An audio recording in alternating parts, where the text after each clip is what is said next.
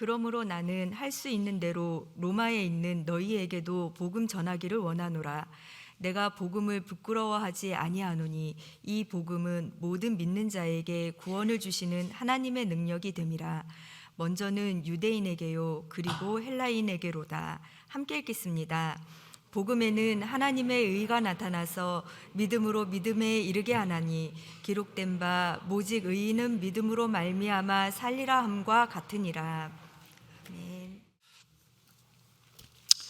자, 오늘 이 시간에는 우리 교회 핵심 가치 설교 두 번째, 복음에 대하여 설교하겠습니다. 무릇 한 영혼의 진정한 행복과 변화는 성경이 전하는 복음을 분명히 확신하고 그 전하는 말씀에 기꺼이 순종하는 데 있다. 지난주부터 제가 다시 강조하고 있습니다. 무릇 한 영혼의 진정한 행복과 변화는 성경이 주는 분명한 복음을 확신하고 그리고 그 전하는 말씀에 우리가 기꺼이 순종하는 데 있다. 동의하시면 아멘. 자, 그렇다면 왜 우리가 한 손에는 스마트폰을 들지만 한 손에는 성경 말씀을 꼭 들어야 하는가?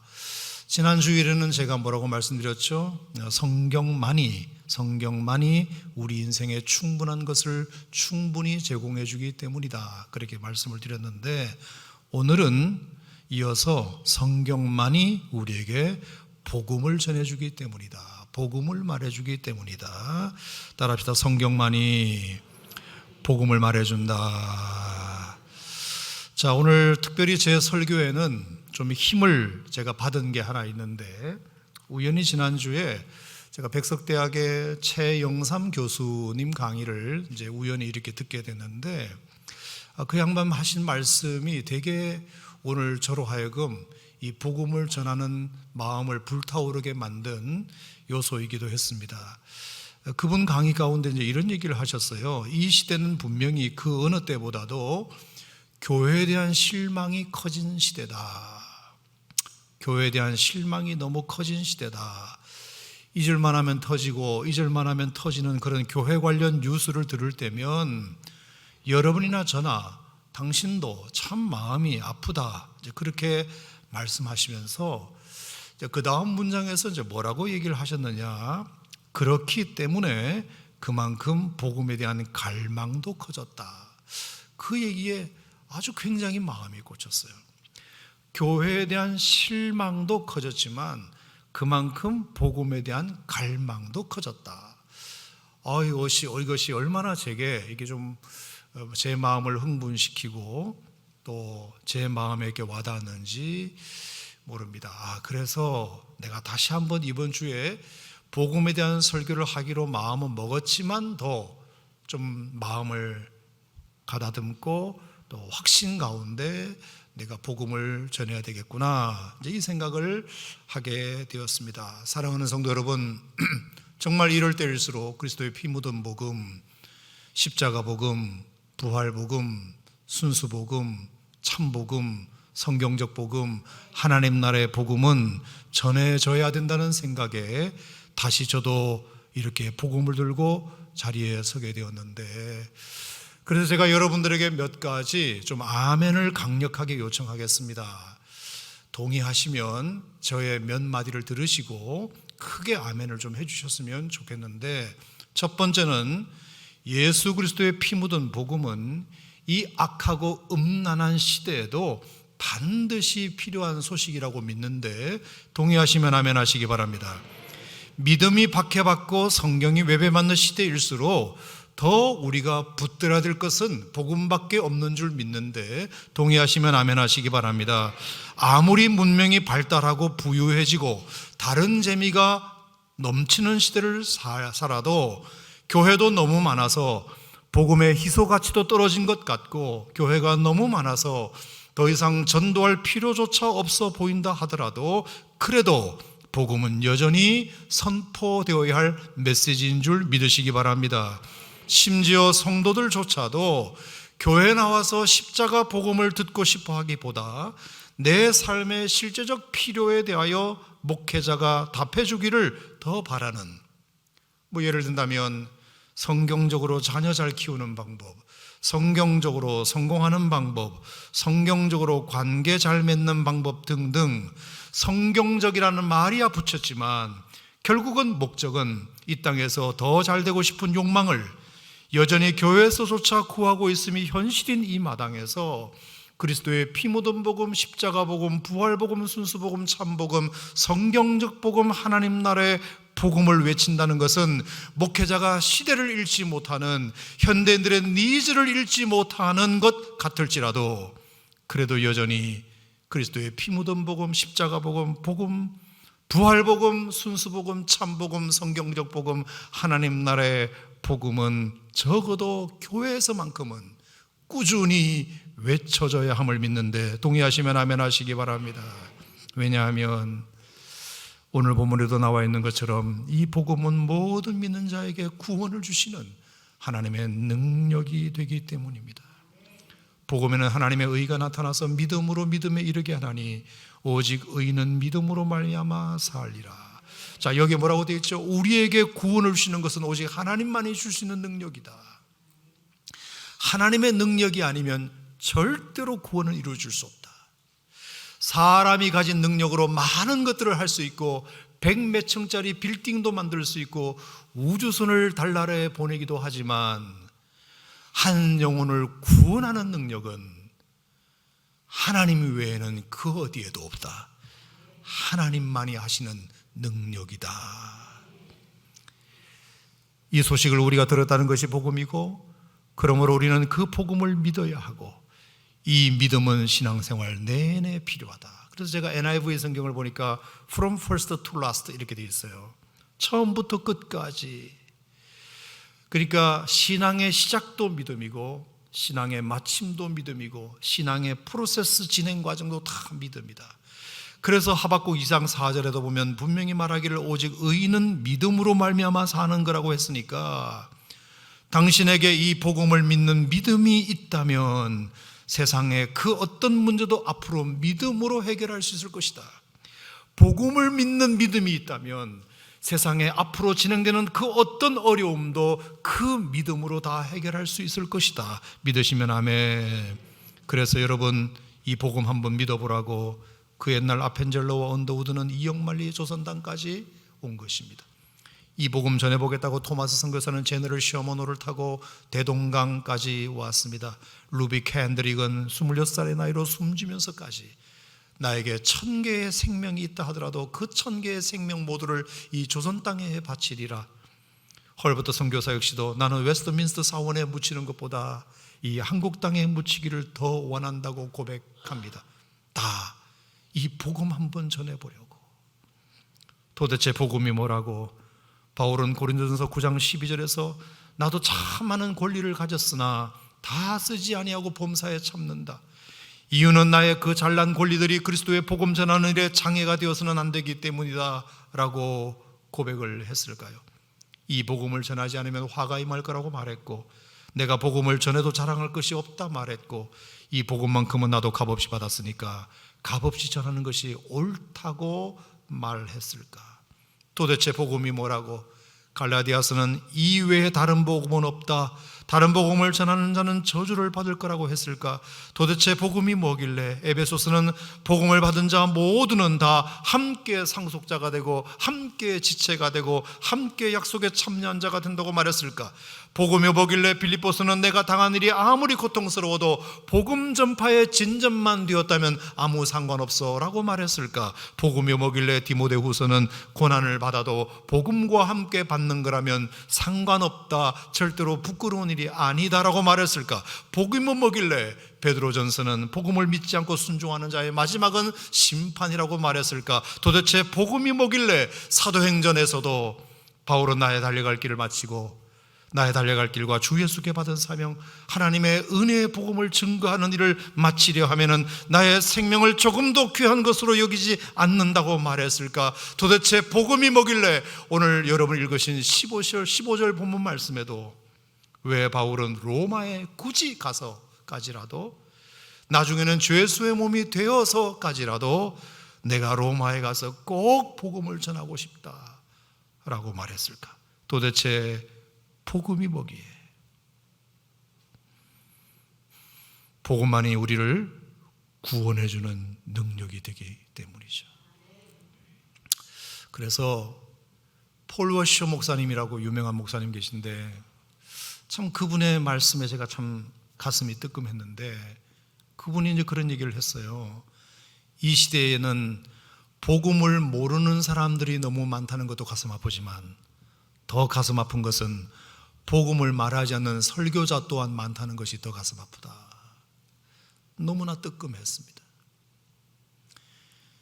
우리가 예수 믿는 사람으로서 사회생활을 잘하는 방법, 어떻게 하면 성공하고, 어떻게 하면 자녀를 잘 기르고, 어떻게 하면 관계를 잘 맺고, 어떻게 하면 위로를 좀 많이 받고, 어떻게 하면 용기를 가질 수 있는가, 물론 이것도 설교자의 너무나 중요한, 빼줄 수 없는 중요한 주제이긴 하지만, 그래도 기본적으로 순수복음, 참복음, 성경적 복음, 그리스도의 피 묻은 복음, 십자가 복음, 부활의 복음을 그래서 기본적으로는 전해야 되지 않는가, 그 생각이 들어서 오늘은 뭐 여러분이 아멘을 하든 안 하든, 여러분이 예수를 믿든 안 믿든 그냥 복음을 전해보려고 합니다. 자, 그러면 도대체 복음이라고 하는 것이 뭐냐? 뭐가 그렇게 좋은 소식이냐? 굿 뉴스냐? 내 자식 서울대학 갔다는 것보다 더 좋은 소식이냐? 대기업 취직했다는 것보다 더 좋은 소식이냐? 내 남편 연봉이 올랐다는 것보다 더 좋은 소식이냐? 과연 그런가? 여러분 들어보시고 한번 비교해 보시기 바랍니다. 자, 복음이라고 하는 것은 뭐냐? 여러분이 저에게 만약에 물으신다면 저는 이렇게 좀 요약을 해드리고 싶어요. 제가 더 요약을 좀 해보려고 했는데 제 수준이 여기까지밖에 안 돼서 이렇게만 요약을 좀 하겠습니다. 자, 복음이 저에게 뭐냐고 물으신다면, 복음이란 이 세상을 너무도 사랑하신 하나님께서, 이게 시작이에요. 하나님의 사랑에 대한 얘기를 해야 돼요. 이 세상을 너무도 사랑하신 하나님께서, 따라합시다. 이 세상을 너무도 사랑하신 하나님께서, 네, 그게 복음의 시작이잖아요. 그 다음에 그 사랑의 증거가 뭐로 나타났죠? 당신의 아들을 이 땅에 보내신 거잖아요. 그래서 이 세상을 너무도 사랑하신 하나님께서 당신의 아들을 이 땅에 보내시어. 여기까지. 자, 시작. 이 세상을 너무도 사랑하신 하나님께서 당신의 아들을 이 땅에 보내시어. 자, 그 다음에 그분이 오셔서 뭘 하셨죠? 그로 말미암아 그를 십자가에 죽게 하심으로 내 죄를 사해 주셨을 뿐만 아니라, 그를 십자가에 죽게 하심으로 내 죄를 사해 주셨을 뿐만 아니라. 자, 해봅시다. 이 세상을 너무도 사랑하신 하나님께서 당신의 아들을 이 땅에 보내시어 그를 십자가에 죽게 하심으로 내 죄를 사해 주셨을 뿐만 아니라, 그 다음에 뭐 하셨죠? 그를 부활하게 하심으로, 그를 부활하게 하심으로 내게 영생을 얻을 길도 활짝 열어주셨다는 소식이 복음이다. 그를 부활하게 하심으로 내게 영생을 얻을 길도 활짝 열어주셨다는 소식이다. 자, 여러분 똑똑하시니까 한번 해보겠습니다. 저와 같이 시작. 이 세상을 너무도 사랑하신 하나님께서 당신의 아들을 이 땅에 보내시어 그를 십자가에 죽게 하심으로 내 죄를 사해 주셨을 뿐만 아니라 그를 부활하게 하심으로 내게 영생을 얻을 길도 활짝 열어 주셨다는 소식이다. 어떻게 이렇게 한 번에 다 되죠? 신기하네. 여러분, 이게 바로 인류가 받은 최고의 굿뉴스다. 내 인생 최고의 선물이다. 이 소식은 성경 외에는 어느 종교의 가르침에도 없다. 여러분, 정말 어메이징 아닙니까, 여러분? 저는 그래서 어느 날 이걸 묵상하다가 저 나름대로 복음을 다시 한번 정리를 해봐야 되겠다라고 생각이 들어서, 제가 한 번만 더 말씀드리면 이제 100번 듣는 얘기이긴 하지만, 그래도 작품, 폐품, 상품, 사치품, 불량품, 진품, 명품, 그리고 주품, 이 7개 품이라는 단어로 제가 복음을 다시 한번 설명을 해보도록 하겠습니다. 사실 우리는 태초부터 하나님의 형상대로 지음받은 그분의 뭐였다? 작품이었습니다. 그렇죠? 이 우주의 그 어떤 피조물보다 완벽하게 디자인된, 창조된 작품이었습니다. 여러분이나 저나. 그런 우리를 하나님이 보시고 너무나 좋아하셨고, 그래서 생육하고 번성하고 땅에 충만하여 땅을 정복하라며 마음껏 축복도 하시고, 그것을 잘 감당할 수 있는 지혜와 능력도 우리들에게 부어주셨습니다. 하지만 안타깝게도 인간은 어느새 그 은혜를 망각하고 사탄의 꾀임에 넘어가서 선악과를 먹음으로 하나님의 자리까지 넘보는 바람에 저주를 받아서 폐품이 되어버립니다. 폐품 알죠? 위대한 작품에서 쓸모없는 폐품으로 순식간에 전락을 합니다. 그러므로서 하나님 주신 소중한 권세들 다 잃어버리고 세상을 다스리기는 커녕 세상에 굴복하며 사는 존재가 되고, 하나님을 예배하기는 커녕 하나님을 떠난 존재가 되고, 순종하기는 커녕 거역하는 존재가 되고, 지혜롭기는 커녕 무지한 존재가 되고, 능력 있기는 커녕 무능한 존재로 전락해 버립니다. 그러자 인간은 안 되겠다 싶었던지 자구 노력을 시작하는데, 바로 자신의 가치와 능력을 스스로 끌어올리려고 애쓰기 시작한 것입니다. 하나님이 주신 그 고매한 지혜를 세상적 지식과 기술로 탈바꿈시켜 문명이라는 것을 발전시키면서 그로 인하여 스스로를 상품으로 만들어가기 시작한 것입니다. 자기를 상품화하기 시작했다.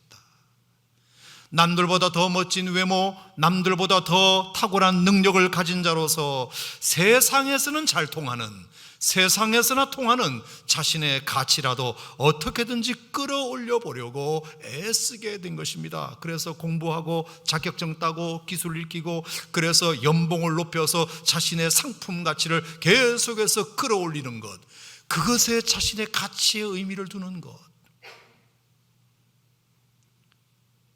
그러다 보니 보기에 따라서는 누구는 그 값이 천정부지로 치달아서 부자와 권력자와 유명한 자들은 좋은 대접을 받지만, 가난하고 못나고 배우지 못하고 무능한 자들은 도태되어 소외되고 대접받지 못하게 됩니다.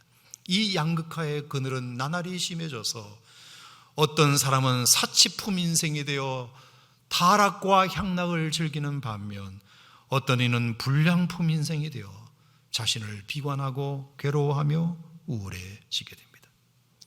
이렇게 세상은 잘난 사람은 판을 치고 못난 사람은 기가 죽고, 잘난 사람은 하나님이나 된 것처럼 굴고, 못난 사람은 사람 구실도 못하는 비굴하고 무가치한 인생을 살아가게 되는 것입니다. 그래서 이건 아니잖아, 이건 아니야. 도대체 누가 무슨 기준으로 사람의 가치를 그렇게 구분해? 내가 하나님이 언제 내가 사람의 가치를 그렇게 구분했어? 하여 2000년 전 마침내 예수님이 다시 이 땅에 오셔서 우리의 너무나 잘못된 가치 기준을 바로잡고 진정한 가치를 다시 회복시켜 주시기 위하여 하나님이 육신이 되는 자신의 가치를 스스로 떨어뜨림으로 말미암아 이 땅에 내려오셨다. 봐라, 내가 그렇다고 해서 나의 가치가 손상되는 것이 있느냐? 그렇게 그분은 세상 나라의 가치가 아닌 하나님 나라의 가치를 전파하시다가 우리가 얼마나 가치 있는 존재인지를 몸소 보여주시려고, 얼마나 우리를 존재만으로도 사랑하시는지를 몸소 보여주시려고 십자가에까지 결국은 자신을 던지셨다.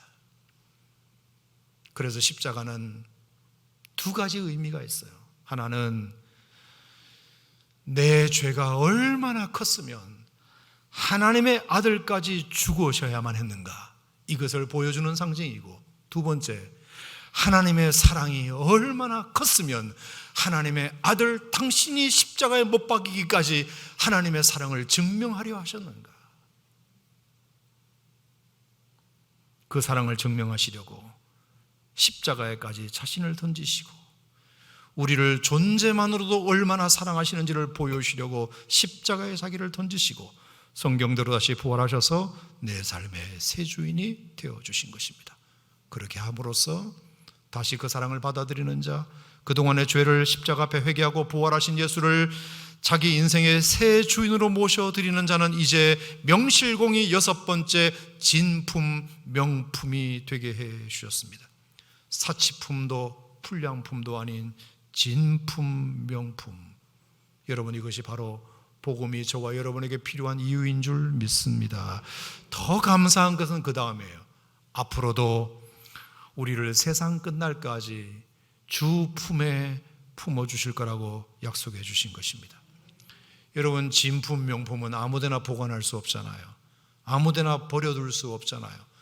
장롱 안에 감추어둔 보화는 누구라도 훔쳐갈 수 있지만 주 품에 감춘 보화는 그 누구도 훔쳐갈 수 없고 해칠 수 없고 건드릴 수 없기 때문에 우리가 이제 진품 명품이니까 주님이 그 품에 우리를 품으셔서 우리를 안전하게 보호하고 계신다.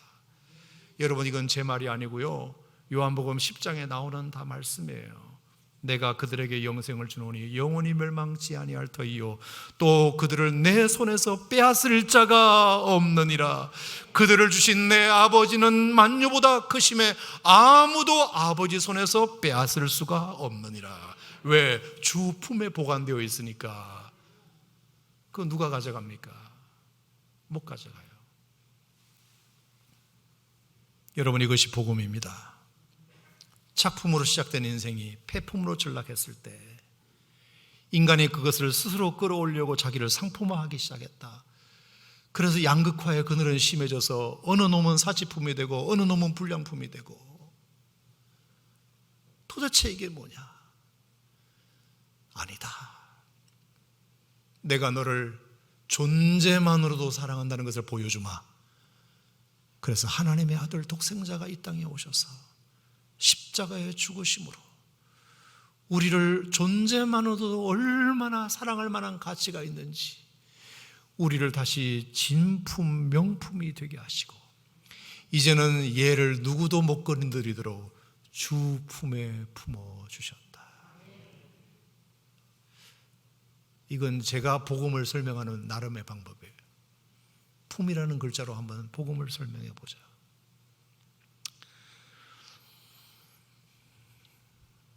그러니 여러분, 이 복음을 믿기를 주의 이름으로 축원합니다. 축원합니다. 여러분, 이것이 평생의 나의 간증, 나의 찬송이 될 만하지 않습니까? 이 정도만으로도. 그렇다면 이것을 위해서 우리는 뭘 하면 될까? 절대로 여러분, 이 복음을 믿는 것은, 내가 구원받는 것은 내 힘과 내 지혜로는 안 돼요.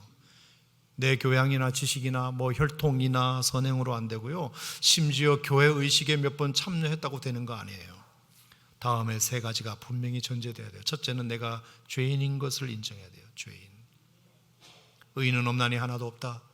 모든 사람은 다 죄를 범하였으며 하나님의 영광에 이르지 못한다. 죄의 삭스는 사망이다. 두 번째, 내가 주인이었던 것도 인정해야 돼요. 내가 주인이었구나. 내 인생, 내 재능, 내 시간, 내 생명은 모두가 다 하나님 주신 것인데 마치 내가 주인인 것처럼 살았구나. 그로 인하여 하나님의 판단조차 거부하며 전적으로 내가 내 모든 삶의 주인 행세하려고 했구나. 세상은 다 내 중심으로만 돌아가야 돼. 모든 사람은 다 나한테 맞춰야 돼. 이러면서 내가 주인 행세를 했구나. 그것을 인정하고 회개해야 돼요. 세 번째, 내가 종교인이었다는 것도 인정해야 돼요. 솔직히 나는 교회를 다녔다. 예배도 드리고 기도도 하고 찬양도 하고 심지어 11조도 드리고 심지어 집사도 되었지만 어디까지나 그것을 통하여 뭔가 다른 더 좋은 것을 얻기 위한 일종의 투자였지 정작 내가 변화되는 것과는 관련이 없었다. 종교 생활을 통해서 적당히 위로받고 적당히 힘을 얻고 적당히 기쁨을 얻고 적당히 좋은 사람 사귀고 종교적인 도움을 통해서 내 소원 성취나 이루어보자는 것이 것이었지 나를 근본적으로 바꿀 생각은 없었다. 여러분, 이게 종교인의 특징이에요.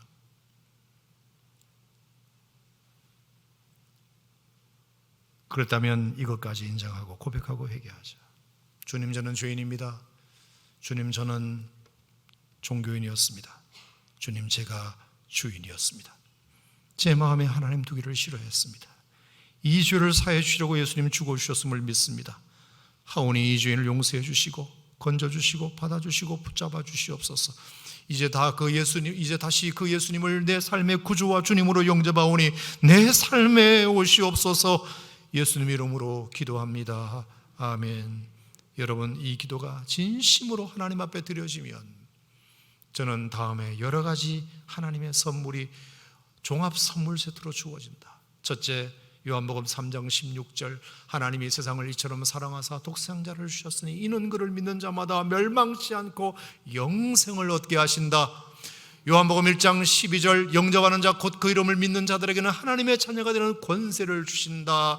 요한복음 5장 24절, 내가 진실로 진실로 너에게 이르노니 내 말을 듣고 또 나 보내신 이를 믿는 자는 영생을 얻었고 심판에 이르지 아니하나니 사망에서 생명으로 옮겼느니라.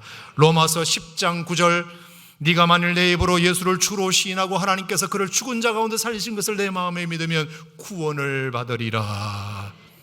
이 놀라운 일들이 here and now, 지금 여러분 안에 다시 일어날 줄 믿습니다. 왜냐하면 분명히 복음은 로마서 1장 16절 오늘 말씀에도 되어 있는 것처럼 모든 믿는 자에게 구원을 주시는 하나님의 능력이기 때문입니다. 믿으시면 아멘. 이로써 우리는 나의 원죄로 인한 지옥의 형벌과 영원한 사망의 운명으로부터 다 건짐받게 될 줄 믿습니다. 물론 우리가 죄의 존재를 피할 수는 없습니다. 물론 우리가 죄의 권세 또한 여전할 수 있습니다. 하지만 적어도 죄의 형벌로부터는, 죄의 심판으로부터는 분명한 구원을 받게 됩니다. 사망의 문제도 마찬가지입니다. 육체의 사망은 영혼과 육체의 분리를 의미하듯이 영적인 사망은 하나님과 인간의 영원한 분리를 의미하는데, 우리가 이 구원을 통할 수만 있다면 우리는 이 땅에서뿐만 아니라 하나님과의 영원한 동행도 죽음 이후에도 보증받게 될 것이다. 여러분, 이게 기독교가 믿는 구원의 의미입니다. 자, 더 놀라운 것은 이 모두를 다 어떻게 주셨다? 우리의 행위로 주셨다? No, 하나님의 은혜로 선물로 주셨다. 은혜라고 하는 것은 제가 여러 번 말씀드렸어요. 받을 자격도 없고 갚을 능력도 없는 자에게 일방적으로 베푸는 호의, 이렇게 설명을 드렸는데 맞아요. 우리는 받을 자격도 없고 갚을 능력도 없었어요. 로마서 5장 6절, 8절, 10절 말씀해 보면 굉장히 재미있는 때에 대한 이야기가 나와요. 우리가 아직 연약할 때에, 우리가 아직 죄인 되었을 때에, 우리가 아직 원수 되었을 때에, 하나님이 우리를 사랑하시기로 작정했을 때 우리의 상태를 거기에다가 정확하게 적어놨어요. 첫 번째, 하나님이 우리를 사랑해 주기 시작하셨을 때 첫 번째 우리의 상태는 우리가 연약했어요. 너무 연약했어요. 이것은 절대로 스스로 하나님을 찾을 수 없는 존재였다는 뜻입니다.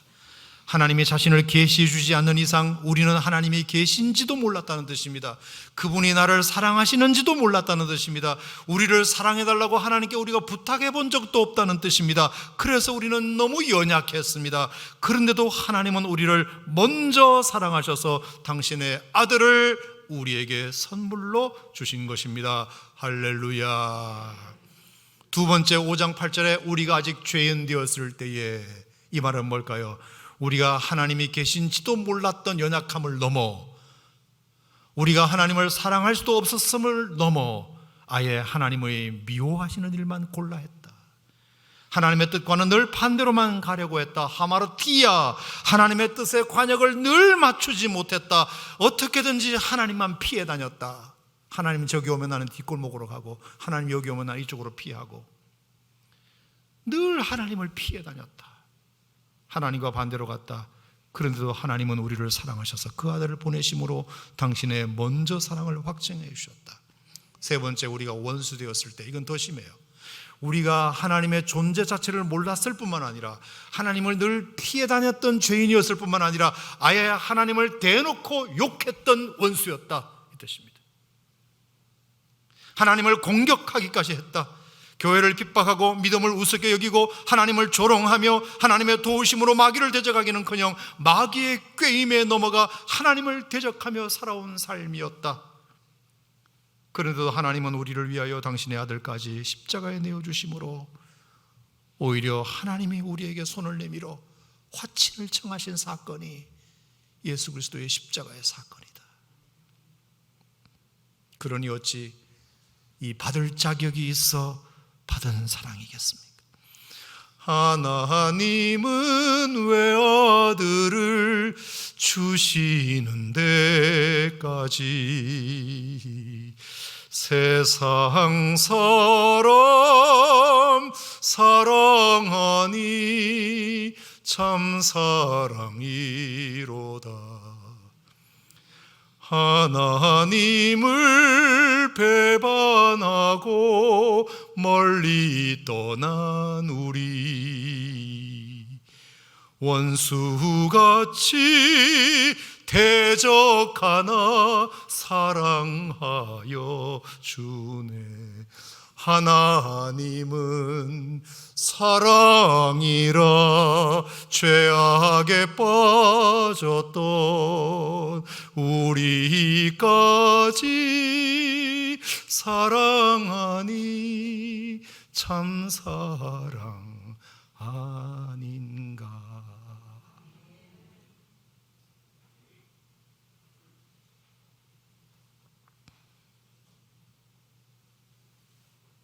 도대체 뭘로 이 은혜를 우리가 갚겠습니까? 억만금을 준다고 갚겠습니까? 여러분의 생명을 드린다고 갚겠습니까? 여러분, 이 구원의 감격을 여러분이 아신다면 설교를 마치면서 꼭 4가지만 제가 부탁드리고 싶어요. 첫째는 이 구원의 감격을 좀 날마다 누리며 사셨으면 좋겠어요. 누려 있잖아요. 좀 누렸으면 좋겠어요. 스바냐 3장 17절에 보면 너의 하나님 여호와가 너의 가운데 계시니 그는 구원을 베푸실 전능자시라. 그가 너로 인하여 기쁨을 이기지 못하시며 너를 잠잠히 사랑하시며 너로 말미암아 즐거이 부르며 기뻐하시리라. 저는 이 말씀이 너무 은혜가 되는 게 뭐냐, 구원받은 우리가 기뻐해야 되는데 구원해 주신 하나님이 기뻐가지고 어쩔 줄 몰라 하시는, 너무 기쁜 거예요. 즐거이 부르며 기뻐하시리라. 여러분, 우리를 구원해 놓으신 하나님이 이렇게 기뻐하시는데 우리는 당연히 기뻐해야죠. 그 구원의 기쁨 다시 회복하기를 원하십니다. 첫사랑 첫 눈물 첫 기쁨 다시 회복하시기를 주의 이름으로 축원합니다. 두 번째 부탁은 하나님께 늘 나아가는 자가 되셨으면 좋겠어요. 자, 베드로전서 3장 18절에 옛날에 내비게이터 69절에 이 구절도 있었는데, 그리스도께서 한 번의 죄를 위하여 죽어사 의인으로서 불의한 자를 대신했으니 이는 우리를 하나님 앞으로 인도하려 하심이라. 그리스도께서 십자가에서 우리를 위하여 죽으신 것은 이는 우리를 하나님 앞으로 인도하려 하심이라. 우리의 죄를 용서해 주시고 구원해 주신 이유가 있구나. 그거는 뭐냐면 은혜의 보좌 앞에 담대히 나아갈 수 있도록 하나님께서 길을 닦아 주셨구나. 구원은 그래서 길입니다. 길이에요. 나는 길이요. 그래서 나로 말미암아 아버지께로 올 수 있다 그랬잖아요.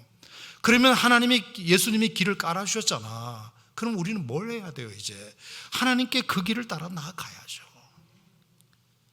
그래서 예배가 중요해요. 구원받은 사람은 예배를 소홀히 할 수가 없어요. 예수님이 닦아놓은 그 길을 들여밟고 우리가 또 하나님께 나아가는 거죠. 할 수 있다면, 주일이든 새벽이든 금양로든 수요이든 할 수 있다면 하나님께 나아갈 수 있을 때 나아가는 거죠. 꼭 부탁드려요, 여러분. 첫 번째는 기쁨을 누리자. 두 번째는 하나님께 나아가자. 세 번째는 그 사랑을 좀 전하며 살자. 예수님 사랑을 좀 전하며 살자. 베드로전서 2장 9절에 너는 택한 족속이요 왕같은 제사장이요 거룩한 나라요 하나님의 소유된 백성이니 이는 너를 어두운 데서 불러내어 그의 기이한 빛에 들어가게 하신 자의 아름다운 덕을 선전하게 하려 함이라. 이 받은 사랑 어떻게 전하지 않을 수가 있겠어요? 네 번째, 예수님 좀 닮아가자. 그 말씀 드리고 싶어요. 예수님 닮아가자. 따라합시다. 예수님 닮아가자. 에베소서 4장 13절 말씀에 보면 우리가 다 하나님의 아들을 아는 것과 믿는 것에 하나가 되어 온전한 사람을 이루어 그리스도의 장성한 분량에 이르기까지 자라리니 범사에 그에게까지 자랄지라. 우리가 예수를 믿고 천국 티켓 따놓은 것으로만 만족하지 말고 이 은혜가 정말 감사하면 이제 우리가 더 성장하고 성숙해 가기 위하여 노력해야 되잖아요. 그죠? 받은 구원을 내 삶에서 내 인격으로 이룰 수 있도록 구원을 이루어가는 작업을 또 해야 되잖아요. 끊임없이. 그래서 예수님처럼 좀 내 믿음의 캐파도 좀 넓히고 기도의 넓이도 좀 넓히고 예수님의 인격도 좀 담고 예수님의 성품도 좀 담고 예수님의 섬김도 좀 닮아가려고 애쓰는 것 이건 중요하고요.